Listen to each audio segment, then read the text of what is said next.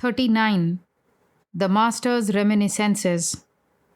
April 12, 1885. Sri Ramakrishna was sitting with the devotees in Balaram's drawing room in Calcutta. M arrived at 3 o'clock. Girish, Balaram, the younger Naren, Paltu, Dvija, Purna, Mahendra Mukherjee, and many other devotees were there. Shortly, Trailokya Sanyal, Jai Gopal Sen, and other members of the Brahmo Samaj arrived. Many women devotees were present also, seated behind a screen. Among them was Mohini's wife, who had almost gone insane on account of her son's death. There were a few other afflicted souls like her who used to visit the Master to obtain peace of mind. Sri Ramakrishna was describing to the devotees the various incidents of his sadhana and the phases of his spiritual realization. Master: During my sadhana, when I meditated, I would actually see a person sitting near me with a trident in his hand. He would threaten to strike me with the weapon unless I fixed my mind on the lotus feet of God, warning me that it would pierce my breast if my mind strayed from God. The Divine Mother would put me in such a state that sometimes my mind would come down from the Nitya to the Leela, and sometimes go up from the Leela to the Nitya. Sometimes, when the mind descended to the Leela, I would meditate day and night on Sita and Rama. At those times, I would constantly behold the forms of Sita and Rama. Ram Lala was my constant companion. Sometimes I would bathe him and sometimes feed him. Again, I used to be absorbed in the ideal of Radha and Krishna and would constantly see their forms. Or again, I would be absorbed in Gauranga. He is the harmonization of two ideals, the Purusha and the Prakriti. At such times, I would always see the form of Gauranga. Then a change came over me. The mind left the plane of the Leela and ascended to the Nitya. I found no distinction between the sacred Tulsi and the ordinary Sajina plant. I no longer enjoyed seeing the forms of God. I said to myself, they come and go. I lifted my mind above them.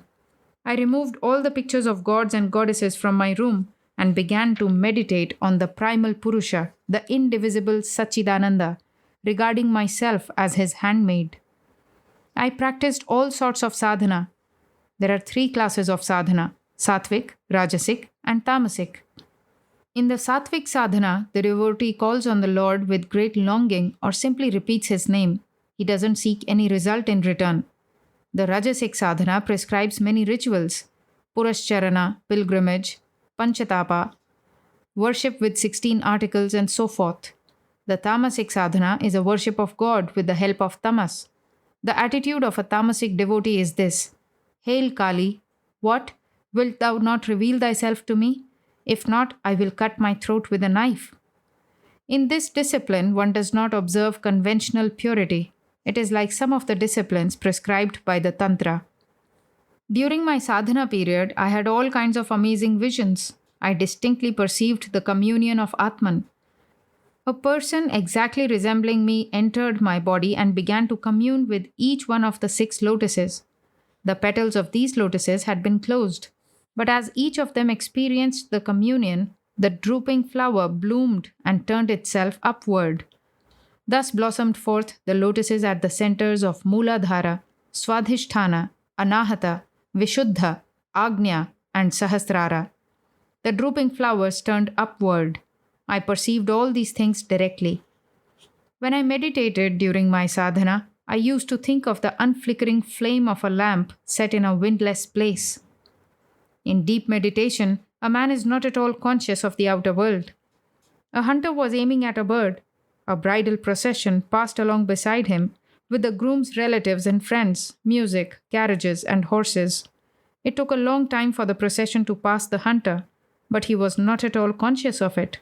He did not know that the bridegroom had gone by. A man was angling in a lake all by himself. After a long while, the float began to move. Now and then its tip touched the water.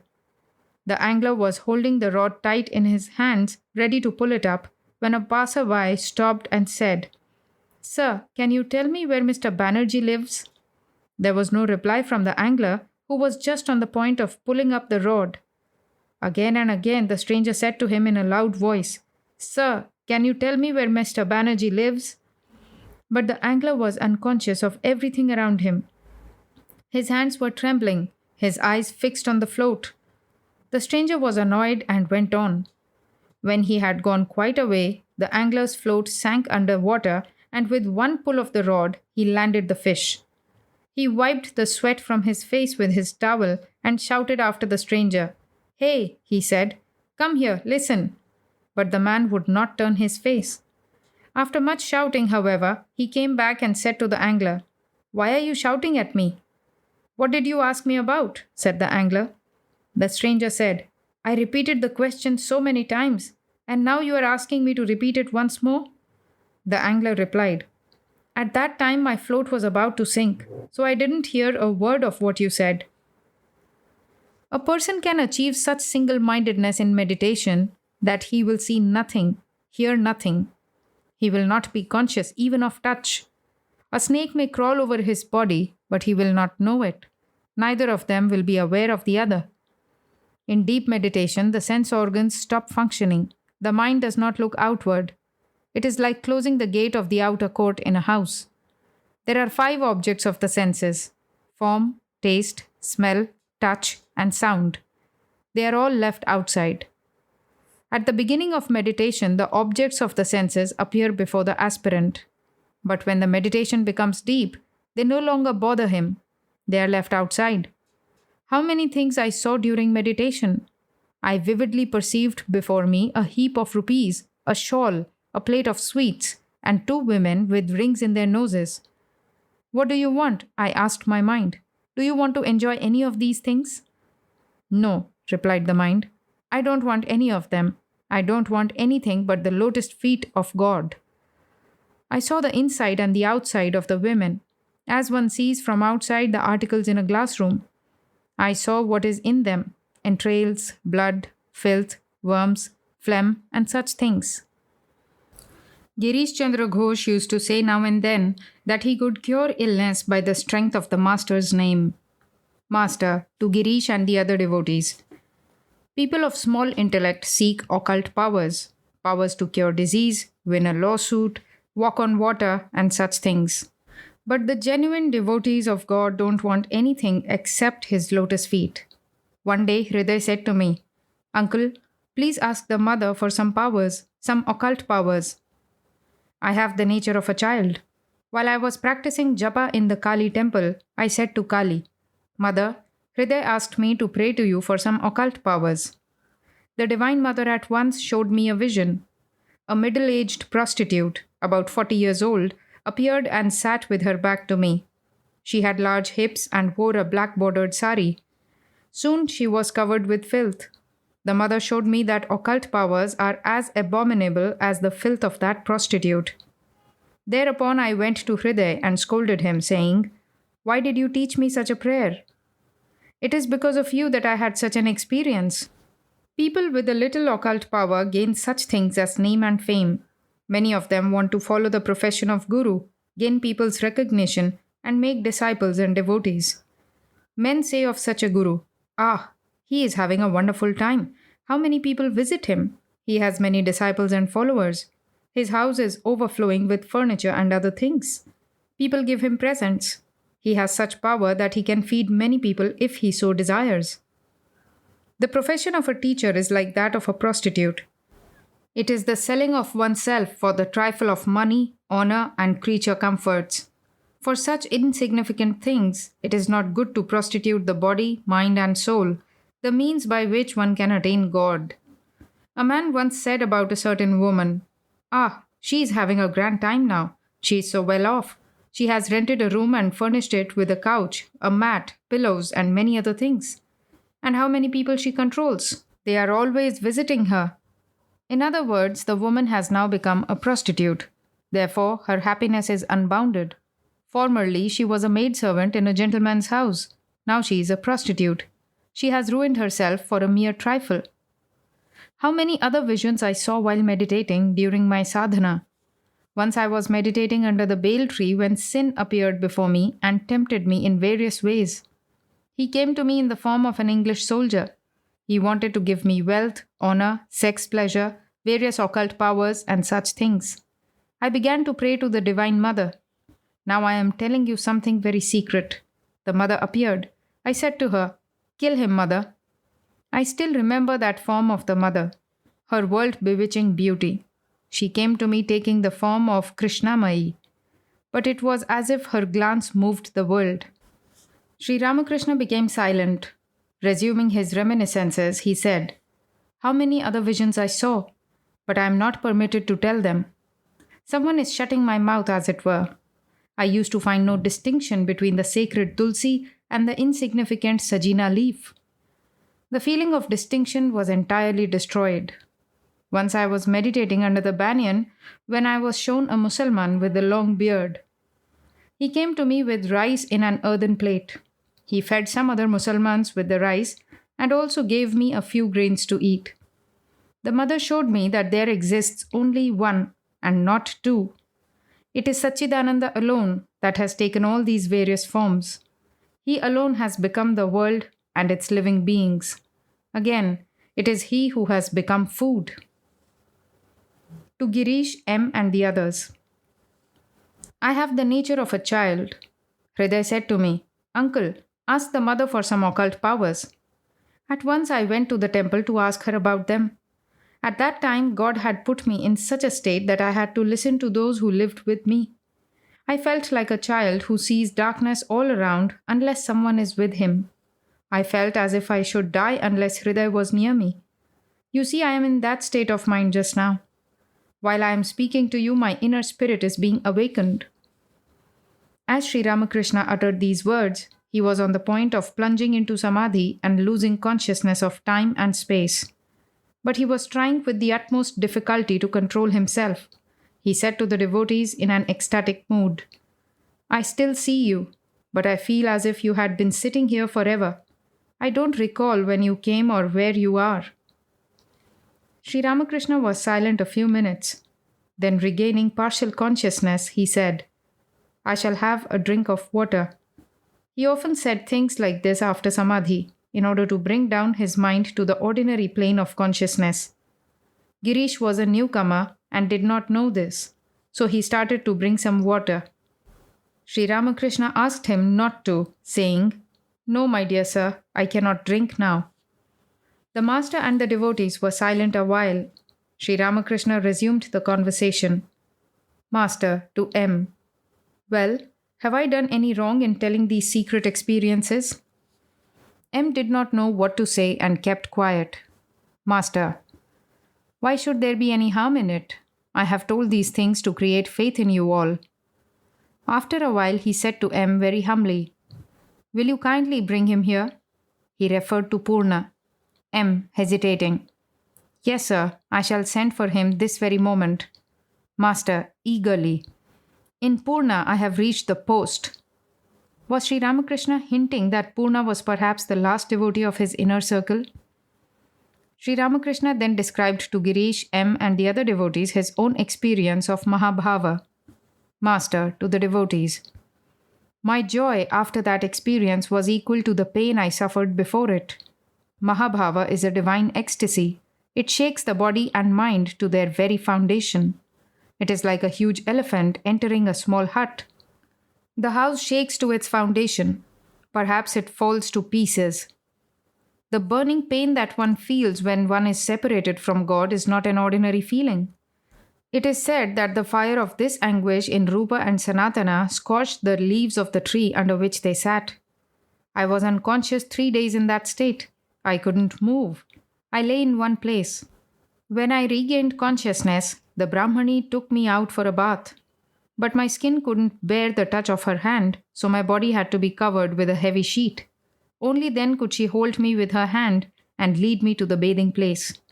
The earth that had stuck to my body while I was lying on the ground had become baked. In that state, I felt as if a plowshare were passing through my backbone. I cried out, "Oh, I am dying, I am dying." But afterwards, I was filled with great joy. The devotees listened breathlessly to these experiences of the Master. Master to Girish, "But it isn't necessary for you to go so far. My experiences are for others to refer to. You busy yourself with 5 different things, but I have one ideal only. I do not enjoy anything but God. This is what God has ordained for me. Smiling. There are different trees in the forest, some shooting up with one trunk and others spreading out with 5 branches. All smile. Yes, my experiences are for others to refer to. But you should live in the world in a spirit of detachment. You will no doubt have dirt on your body, but you must shake it off as the mudfish shakes off the mud. You may swim in the black ocean of the world, but your body should not be stained. Girish, smiling. But you too had to marry. Laughter. Master, smiling. Marriage is necessary for the sake of samskara. But how could I lead a worldly life? So uncontrollable was my divine fervor that every time the sacred thread was put around my neck, it dropped off. Some believe that Shukadeva also had to marry for the sake of samskara. They say he even had a daughter.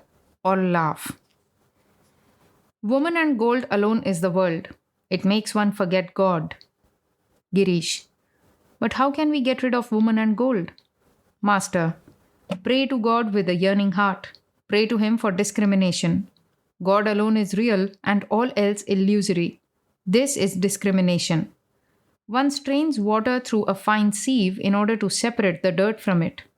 The clear water goes through the sieve, leaving the dirt behind. Apply the sieve of discrimination to the world. Live in the world after knowing God. Then it will be the world of Vidya. Just see the bewitching power of women. I mean the women who are the embodiment of avidya, the power of delusion. They fool men, as it were. They take away their inner substance. When I see a man and woman sitting together, I say to myself, alas, they are done for. Looking at M. Haru, such a nice boy, is possessed by a witch. People ask, where is Haru? Where is he? But where do you expect him to be? They all go to the banyan and find him sitting quietly under it. He no longer has his beauty, power, or joy. Ah, he is possessed by the witch that lives in the banyan. If a woman says to her husband, go there, he at once stands up, ready to go. If she says, sit down here, immediately he sits down. A job seeker got tired of visiting the manager in an office. He couldn't get the job. The manager said to him, there is no vacancy now, but come and see me now and then. This went on for a long time, and the candidate lost all hope. One day he told his tale of woe to a friend. The friend said, how stupid you are! Why are you wearing away the soles of your feet going to that fellow? You had better go to Golap. You will get the job tomorrow. Is that so? Said the candidate. I am going right away. Golap was the manager's mistress. The candidate called on her and said, Mother, I am in great distress. You must help me out of it. I am the son of a poor Brahmin. Where else shall I go for help? Mother, I've been out of work many days. My children are about to starve to death. I can get a job if you but say the word. Golap said to him, Child, whom should I speak to? She said to herself, Ah, the poor Brahmin. He has been suffering too much. The candidate said to her, I am sure to get the job if you just put in a word about it to the manager. Golap said, I shall speak to him today and settle the matter. The very next morning, a man called on the candidate and said, You are to work in the manager's office beginning today. The manager said to his English boss, This man is very competent. I have appointed him. He will do credit to the firm. All are deluded by woman and gold, but I do not care for it at all. And I swear to you that I do not know anything but God. A devotee. Sir, a new sect named Navahulol has been started. Lalit Chatterjee is one of the members. Master. There are different views. All these views are but so many paths to reach the same goal. But everyone believes that his view alone is right, that his watch alone keeps correct time.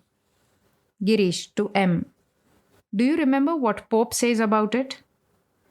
It is with our judgments as our watches. None go just alike, yet each believes his own. Master to M. What does it mean? M. Everyone thinks that his own watch keeps the correct time, but different watches do not give the same time. Master. But however wrong the watches may be, the sun never makes a mistake. One should check one's watch with the sun. A devotee. Mr. X tells lies. Master. Truthfulness in speech is the tapasya of the Kali Yuga. It is difficult to practice other austerities in this cycle. By adhering to truth, one attains God. Tulsidas said, truthfulness, obedience to God, and the regarding of others' wives as one's mother are the greatest virtues. If one does not realize God by practicing them, then Tulsi is a liar. Keshab Sen assumed his father's debts. Others would have repudiated them. I visited Devendra's Samaj at Jorashanko and found Keshab meditating on the dais. He was then a young man. I said to Mathur Babu, of all who are meditating here, this young man's float alone has sunk under water. The fish is biting at the hook. There was a man, whom I shall not name, who for 10,000 rupees told a lie in court. In order to win the lawsuit, he made me give an offering to the Divine Mother. He said to me, Father, please give this offering to the Mother. Trusting him like a child, I gave the offering. Devotee. A nice man indeed. Master. But he had such faith in me that he believed the Mother would grant his prayer if I but make the offering. Referring to Lalit Babu, Sri Ramakrishna said, is it an easy matter to get rid of pride? There are very few who are without pride. Balaram is one of them, pointing to a devotee. And here is another. Other people in their position would have swelled with pride. They would have parted their hair and showed other traits of tamas. They would have been proud of their learning. The fat Brahmin, referring to Pran Krishna, still has a little of it. To M. Mahima Chakravarti has read many books, hasn't he? M. Yes, sir, he has read a great deal. Master, smiling. I wish he and Girish could meet. Then we could enjoy a little discussion. Girish, smiling. Doesn't he say that by means of sadhana, all people can be like Sri Krishna? Master. Not exactly that, but something like it. Devotee. Sir, can all be like Sri Krishna? Master. An incarnation of God or one born with some of the characteristics of an incarnation is called an Ishvara Koti. An ordinary man is called a Jiva or Jiva Koti. By dint of sadhana, a Jiva Koti can realize God, but after samadhi, he cannot come back to the plane of relative consciousness. The Ishvara Koti is like the king's son. He has the keys to all the rooms of the 7-story palace. He can climb to all the 7 floors and come down at will. A Jiva Koti is like a petty officer. He can enter some of the rooms of the palace. That is his limit. Janaka was a jnani. He attained knowledge by means of his sadhana, but Shukadeva was knowledge itself. Girish. Ah, Master. Shukadeva did not attain knowledge through sadhana. Like Shukadeva, Narada also had the knowledge of Brahman, but he retained bhakti in order to teach people. Prahlada sometimes assumed the attitude of I am he, sometimes that of a servant of God, and sometimes that of his child.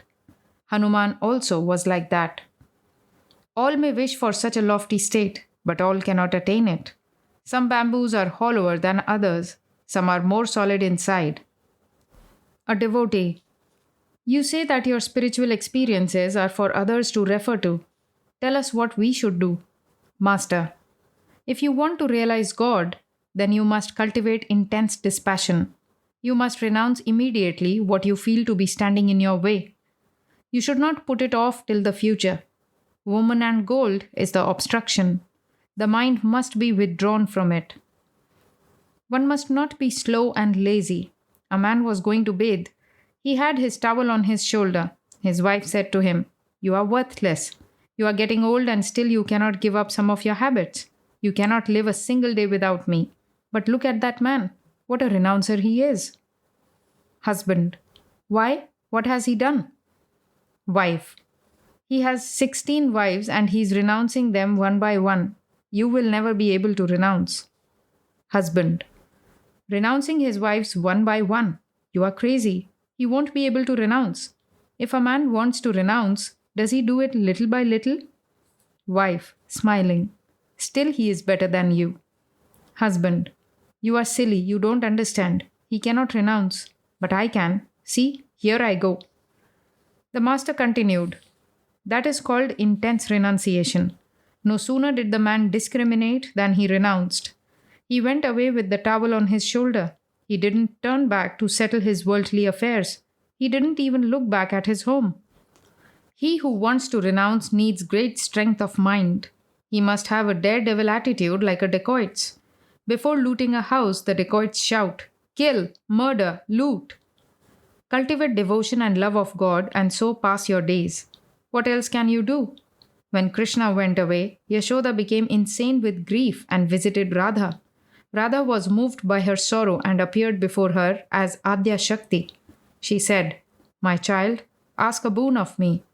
Yashoda replied, "Mother, what else shall I ask of you?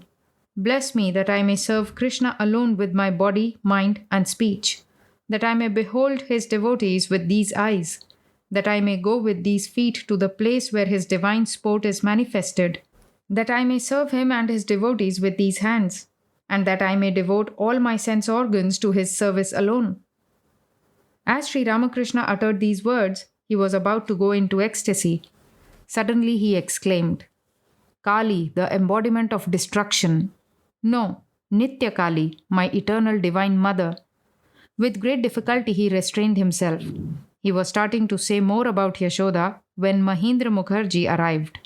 Mahendra and his younger brother Priya had been visiting the master for some time. Mahendra owned a flour mill and other businesses. His brother was an engineer. Both the brothers engaged people to manage their affairs and therefore had considerable leisure. Mahendra was 36 or 37 and his brother 2 years younger. Besides their country home at Kedeti, they had a house at Bagh Bazar, Calcutta. A young devotee named Hari accompanied them on their visits to Sri Ramakrishna. Hari was married but greatly devoted to the master.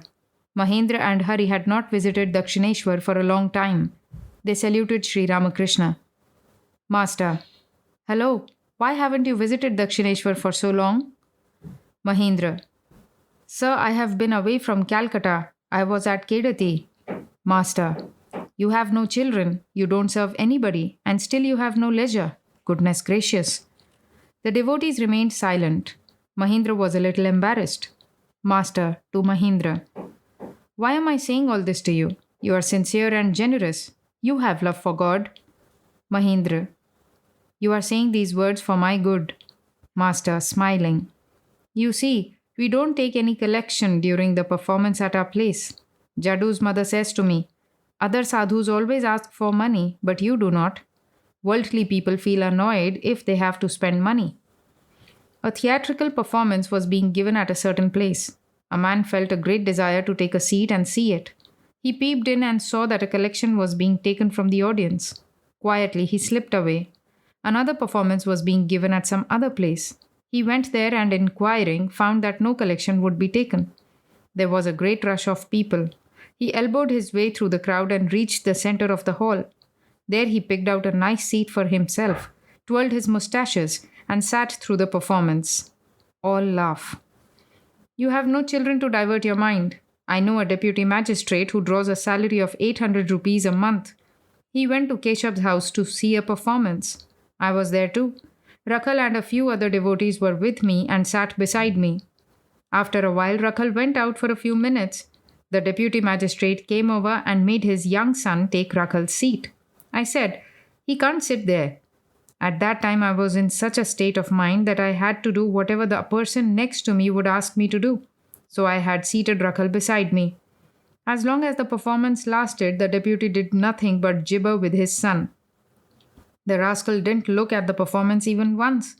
I heard too that he is a slave to his wife. He gets up and sits down as she tells him to. And he didn't see the performance for that snub-nosed monkey of a boy." To Mahendra. "Do you practice meditation?" Mahendra. "Yes, sir, a little." Master. "Come to Dakshineshwar now and then." Mahendra, smiling. "Yes, sir, I will. You know where my knots and twists are. You will straighten them out." Master, smiling. "First come to Dakshineshwar, then I shall press your limbs to see where your twists are. Why don't you come?" Mahendra. "Because of the pressure of my duties. Besides, I have to go to my country home now and then." Master to Mahindra, pointing his finger at the devotees. Have they no homes or dwelling places? Have they no duties? How is it that they come? To Hari. Why haven't you come to Dakshineshwar? Is your wife living with you? Hari. No, sir. Master. Then why did you forget me? Hari. I haven't been well, sir. Master to the devotees. He looks thin. He has no small measure of bhakti. He is overflowing with it, but it is of a rather troublesome nature. Laughter. Sri Ramakrishna used to address a certain devotee's wife by the name of Hubby's mother. Her brother, a college student aged about 20, was there. He stood up, ready to go and play cricket. His younger brother, named Dwija, was also a devotee of the master. Both brothers left the room. A few minutes later, Dwija returned. The master said, "Why didn't you go?" A devotee answered, "He wants to hear the music. Perhaps that is why he has come back." Trailokya, the Brahmo devotee, was to sing for the master. Paltu arrived. The master said, "Who is this?" "Ah, it's Paltu." Purna, another young devotee, also arrived. It was with great difficulty that Sri Ramakrishna had managed to have him come. His relatives strongly objected to his visiting the master. Purna was a student in the 5th grade of the school where M taught. The boy prostrated himself before Sri Ramakrishna. The master seated him by his side and was talking to him in a low voice. M alone was sitting near him. The other devotees were talking about various things. Girish, sitting on the other side of the room, was reading a life of Keshab. Master to Purna. Come nearer. Girish to M. Who is this boy? M was afraid that others might notice the boy. This would make trouble for him at home and M would be responsible for it. M sharply. Don't you see he is a boy? Girish, smiling. I need no ghost to tell me that. The master and the boy were talking in low tones. Master. Do you practice what I asked you to? Purna. Yes, sir. Master. Do you dream? Do you dream of a flame, a lighted torch, a married woman, a cremation ground? It is good to dream of these things. Purna. I dreamt of you. You were seated and were telling me something. Master. What? Some instructions? Tell me some of it. Purna. I don't remember now. Master. Never mind, but it is very good. You will make progress. You feel attracted to me, don't you? A few minutes later, Sri Ramakrishna said to the boy, Won't you come there? He meant Dakshineshwar. I can't promise, answered the boy. Master. Why? Doesn't one of your relatives live there? Purna. Yes, sir, but it won't be very convenient for me to go. Girish was reading a life of Keshab written by Trailokya of the Brahmo Samaj. In it, Trailokya said that at first Sri Ramakrishna had been very much opposed to the world, but that after meeting Keshab he had changed his mind and had come to believe that one could lead a spiritual life in the world as well. Several devotees had told the master about this. They wanted to discuss it with Trailokya. Those passages in the book had been read to the master.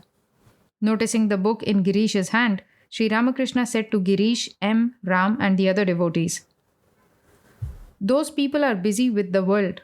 That is why they set such a high value on worldly life. They are drowned in woman and gold. One doesn't talk that way after realizing God. After enjoying divine bliss, one looks on the world as crow droppings. At the very outset, I utterly renounced everything. Not only did I renounce the company of worldly people, but now and then the company of devotees as well.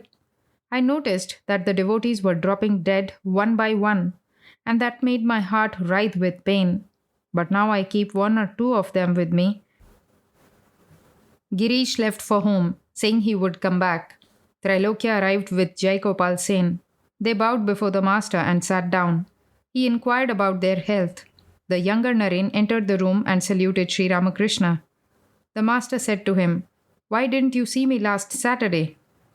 Trailokya was ready to sing. Master. Ah, you sang that day about the blissful mother. How sweetly you sang. Others' songs seem insipid to me. That day I didn't enjoy even Narendra's singing. Why don't you sing those same songs again? Trailokya sang. Victory to Gora, Sachi's son. Hail, abode of every virtue. Touchstone of love, ocean of bliss. Man's bewitcher, beauteous of form, enchanting the eye like shining gold. His tender arms that reach to the knee, graceful and long as lotus stalks, are lovingly stretched to all mankind. His lotus face of matchless beauty overflows with the nectar of love. His cheeks are covered with curling hair. Alight with heavenly love, his beauty charms the eye. Beaming with fervor, radiant with bliss, his body trembling with Hari's joy, Gauranga the golden dances like a mad elephant, shaking in all his limbs with the frenzy of love. Gauranga, singer of Hari's glories, prize of every sadhu's heart, rarest of men, the ocean of love, embraces the outcast, calls him brother, takes him in his arms in fervent love. He dances with both his arms upraised and sings Hari's name. The tears are streaming down his cheeks. He weeps, he cries, he trembles, roars, and rages, saying, "Where is Hari, the jewel of my heart?" The hair on his limbs is standing on end. Like a kadamba flower is his body. Covered with dust, he rolls on the ground. O thou, the abode of Hari's Leela, fountainhead of love's elixir, friend of the helpless, glory of Banga, hail Chaitanya, thou who shinest bright as the moon in the bhakta's heart. Sri Ramakrishna left the room for a minute. The women devotees were seated near the screen. They were eager to see Sri Ramakrishna. Trailokya went on with his music. Sri Ramakrishna entered the room again and said to Trailokya, "Please sing a little about the blissful mother." Trailokya sang, "O mother, how deep is thy love for men! Mindful of it, I weep for joy." Listening to the song, the younger Naren went into deep meditation. He remained as still as a log. Sri Ramakrishna said to M, "Look at him. He is totally unaware of the outer world." The song was over. At Sri Ramakrishna's request, Trailokya sang, "O mother, make me mad with thy love. What need have I of knowledge or reason?"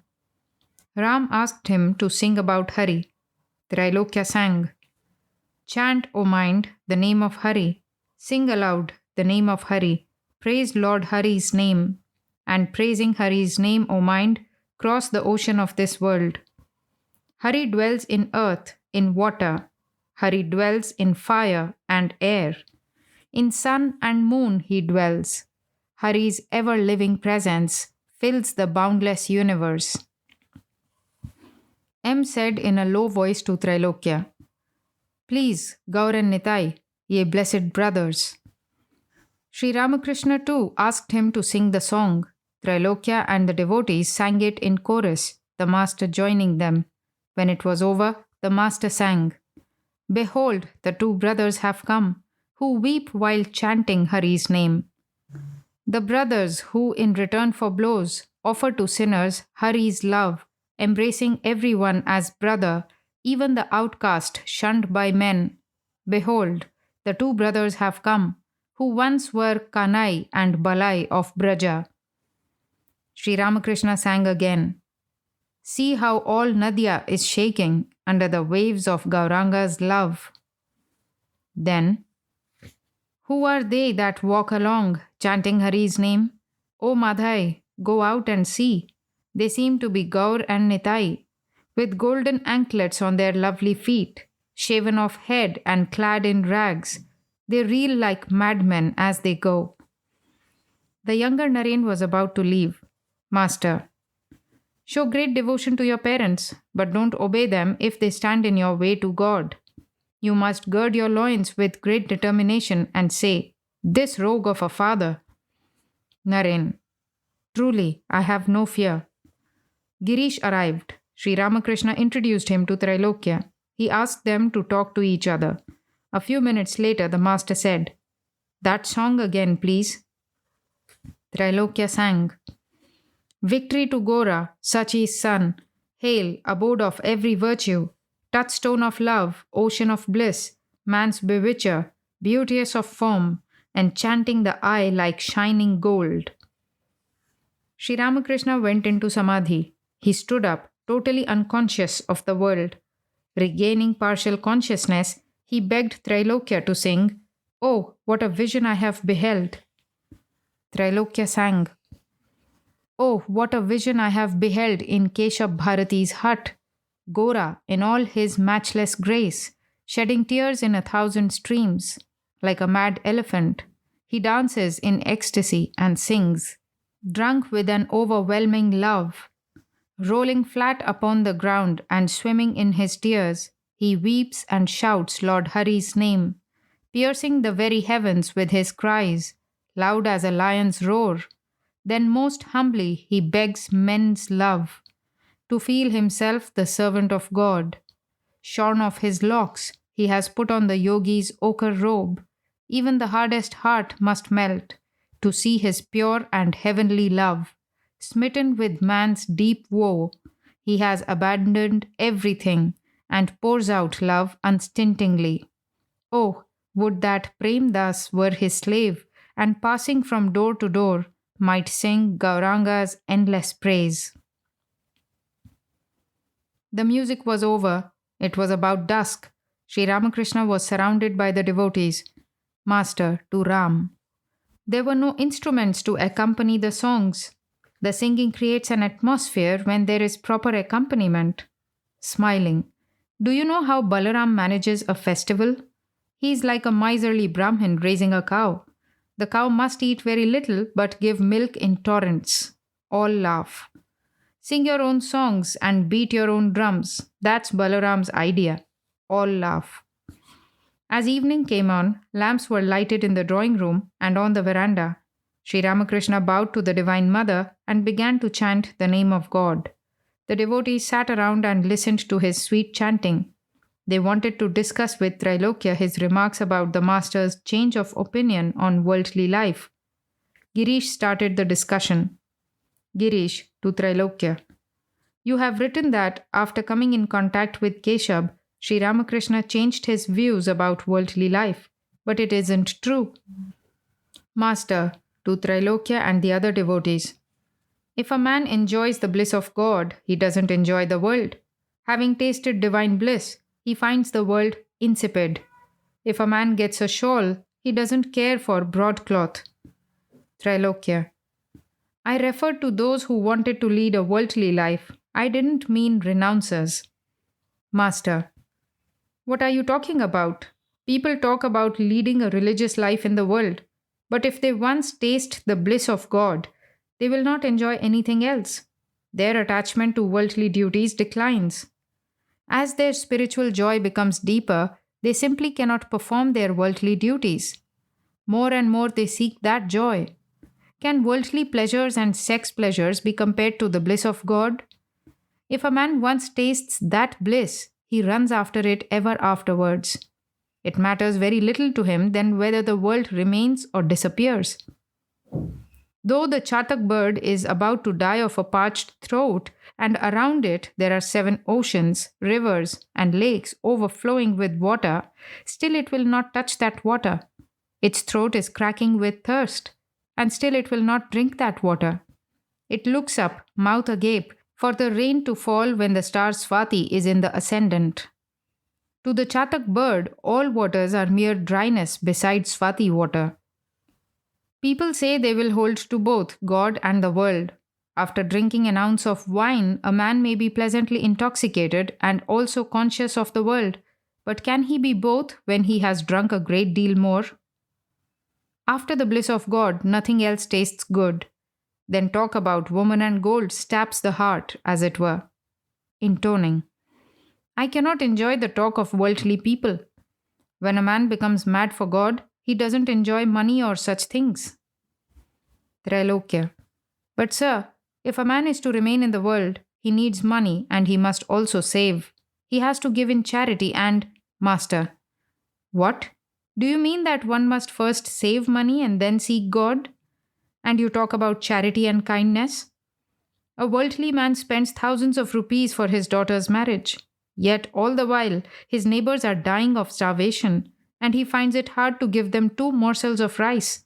He calculates 1,000 times before giving them even that much. The people around him have nothing to eat. But what does he care about that? He says to himself, "What can I do? Let the rascals live or die.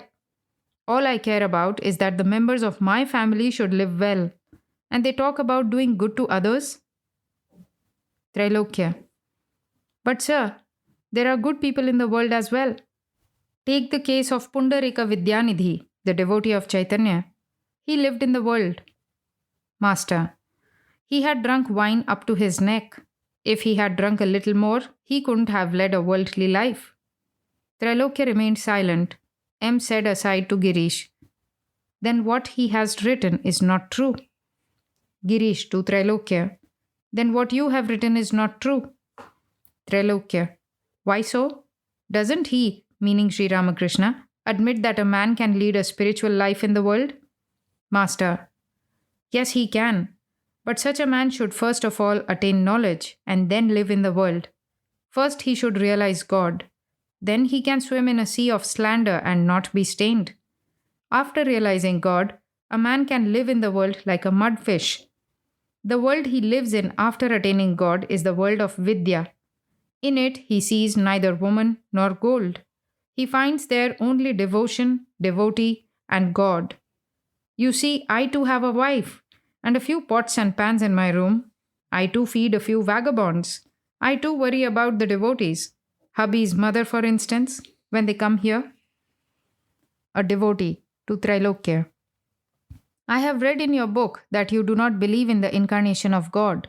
You said so in connection with Chaitanya." Trailokya. "Why, Chaitanya himself protested against the idea of divine incarnation. Once in Puri, Advaita and the other devotees sang a song to the effect that Chaitanya was God. At this, Chaitanya shut the door of his room. Infinite are the glories of God. As he, meaning Sri Ramakrishna, says, the devotee is the parlor of God. Suppose a parlor is very well furnished, does that mean that the master of the house has exhausted all his power and splendor in that one parlor?" Girish. He, meaning Sri Ramakrishna, says that prema alone is the essence of God. We need the man through whom this ecstatic love of God flows. He says that the milk of the cow flows through the udder. We need the udder. We do not care for the other parts of the cow, the legs, tail, or horns. Trailokya. The milk of God's prema flows through an infinite number of channels. God has infinite powers. Girish. But what other power can stand before prema? Trailokya. It is possible if he who has the power wants it.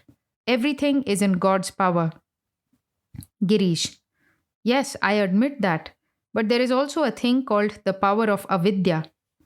Trailokya. Is avidya a thing? Does there exist a substance called avidya? It is only a negation, as darkness is the negation of light. There is no doubt that we prize prema most. What is a drop to God is an ocean to us. But if you say that prema is the last word about God, then you limit God himself. Master, to Trailokya and the other devotees. Yes, that is true. But an ounce of wine makes me drunk. What need have I to count the gallons of wine in the tavern? What need have we to know about the infinite powers of God? Girish, to Trailokya. Do you believe in the incarnation of God? Trailokya. God incarnates himself through his devotees alone. There cannot be a manifestation of infinite powers. It simply isn't possible. It is impossible for any man to manifest infinite powers. Girish. You can serve your children as Brahma Gopal. Then why isn't it possible to worship a great soul as God? Master, to Trailokya. Why all this bother about infinity? If I want to touch you, must I touch your entire body? If you want to bathe in the Ganges, must you touch the whole river from Hardwar down to the ocean? All troubles come to an end when the ego dies. As long as a trace of I consciousness remains, one is conscious of difference. Nobody knows what remains after the I disappears. Nobody can express it in words. That which is remains. After the I disappears, one cannot say that a part manifests through this man and the rest through another. Satchidananda is the ocean. The pot of I is immersed in it. As long as the pot exists, the water seems to be divided into two parts, one part inside the pot and the other part outside it. But when the pot is broken, there is only one stretch of water. One cannot even say that. Who would say that? After the discussion, Sri Ramakrishna became engaged in pleasant conversation with Trilokya. Master, you are happy, isn't that so? Trilokya, but I shall become my old self again as soon as I leave this place. Here I feel very much the awakening of spiritual consciousness. Master, you don't have to be afraid of walking on thorns if you are wearing shoes. You need not be afraid of woman and gold if you know that God alone is real and all else illusory. It was about 9 o'clock in the evening. Balaram took Trilokya to another room and gave him refreshments. Sri Ramakrishna began to tell the devotees about Trilokya and people of his views. Master, to Girish, M. and the other devotees. Do you know what these people are like? They are like a frog living in a well who has never seen the outside world. He knows only his well, so he will not believe that there is such a thing as the world. Likewise, people talk so much about the world because they have not known the joy of God. To Girish, why do you argue with them so much? They busy themselves with both, the world and God. One cannot understand the joy of God unless one has tasted it. Can anybody explain sex pleasure to a 5-year-old boy? Worldly people talk about God only from hearsay. Children, hearing their old aunts quarreling among themselves, learn to say, "There is my God. I swear by God." But that doesn't matter. I don't blame such people. Can all comprehend the indivisible Sachidananda? Only 12 rishis could recognize Ramachandra. All cannot recognize an incarnation of God. Some take him for an ordinary man, some for a holy person, and only a few recognize him as an incarnation. One offers a price for an article according to one's capital. A rich man said to his servant, "Take this diamond to the market and let me know how different people price it." Take it first of all to the eggplant seller. The servant took the diamond to the eggplant seller. He examined it, turning it over in the palm of his hand, and said, "Brother, I can give 9 seers of eggplants for it." "Friend," said the servant, "a little more, say 10 seers." The eggplant seller replied, "No, I have already quoted above the market price. You may give it to me if that price suits you." The servant laughed. He went back to his master and said, "Sir, he would give me only 9 seers of eggplants and not one more. He said he had offered more than the market price."